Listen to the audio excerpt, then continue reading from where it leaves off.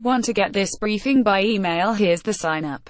Good evening. Here's the latest. Scott Olson, Getty Images. 1. Families who have suffered through the year's wildfires, hurricanes and mass shootings face an almost impossible question: how does one give thanks after losing so much? Sherry Pomeroy, above center, the wife of the pastor at the First Baptist Church in Sutherland Springs, Texas, lost her 14-year-old daughter in the massacre there. But she will get up on Thanksgiving and cook for the Shatter congregation. I just know that I'm not going to dishonor them by giving up, she said. Because then their lives would be in vain. Or their deaths would be in vain. Al Drago for the New York Times. 2. President Trump is at his resort in Florida for the Thanksgiving holiday, but he was up early, railing against a college basketball player's father, ungrateful fool, for failing to recognize Mr. Trump's role in securing his son's release from China. And the Trump Organization announced that it would walk away from its long-troubled Soho hotel in New York, which has had to drop prices to fill rooms. Brandon Thibodeau for the New York Times. 3. How much market power should big companies be allowed to have? The Trump administration showed this week that it disagrees with itself on the answer. The Justice Department's suit to block AT&T's proposed takeover of Time Warner was a break on power. Above, AT&T's headquarters in Dallas. But the FCC's plan to end net neutrality would empower and enrich internet providers. Here's how that could affect you. According to Tim Wu, the Columbia professor who coined the term net neutrality, there is a common theme. Both moves are defense strategies against Silicon Valley, offering help to old-school media. Kenneth Abity, Agence France-Presse, Getty Images. 4. U.S. and Japanese naval forces were searching for 3 people still missing after a U.S. Navy aircraft carrying 11 people crashed southeast of Okinawa, Japan. 8 were rescued and said to be in good condition. The plane was on its way to the aircraft carrier Ronald Reagan, above. It was the 5th accident this year for the 7th Fleet, the Navy's largest overseas fleet. This year needs to be over already, one service member wrote on Facebook, adding, 7th Fleet can't handle any more curse. Dmitry Dilkov, Agence France-Presse, Getty Images. 5. Europe closed one of its most shameful chapters of bloodletting since World War II, after a trial that lasted years. The Bosnian Serb warlord Ratko Mladic was sentenced to life in prison by a UN tribunal.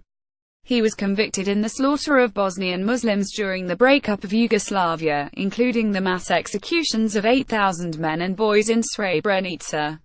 Above, people there celebrated the verdict. Andrew Tester for the New York Times. 6. 17 months after Britain voted to leave the European Union, many Europeans are leaving Britain, some 122,000 as of March. And thousands are doctors and nurses whose departures are damaging the treasured national healthcare system.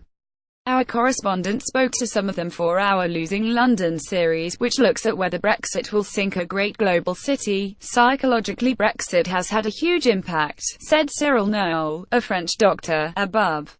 You feel rejected as a group. Wael Hamza, European press photo agency. 7. Saad Hariri is back home in Lebanon, and now says he's delaying his resignation as Prime Minister. Above, he greeted supporters outside his home. It's a surprise turn in a weeks-long international mystery. On November 4, while in Saudi Arabia, Mr. Hariri abruptly announced that he was stepping down. Speculation that the Saudis had forced his hand ran rife, especially when he dropped out of view. He attended a military parade in Beirut for Lebanon's Independence Day on Wednesday. Robert Leon for the New York Times. 8.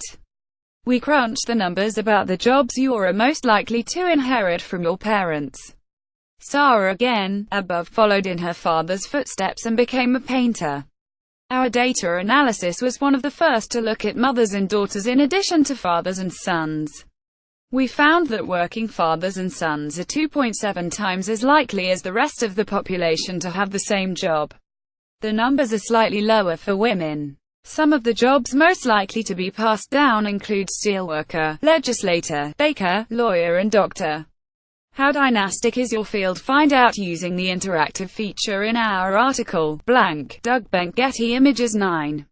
The list of candidates for the Pro Football Hall of Fame is down to 27, including first appearances for Ray Lewis and Randy Moss, above. So whose names will be announced this summer? Our sports desk has some theories. The Thanksgiving Day NFL matchups are Vikings vs. Lions, Chargers vs. Cowboys, and Giants vs. Redskins, blank, Brian Stouffer 10. Finally, Stephen Colbert addressed the recurring themes of one-sided nudity and robes that have emerged in the recent flood of UAL misconduct charges. What is it with the robes, he asked. First Cosby, then Weinstein, now Charlie Rose.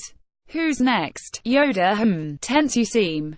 Shoulders I will rub. Reported to HR I am, but don't laugh too hard. Our critic says the comedy market is oversaturated, and, for his part, he can't wait for the crash.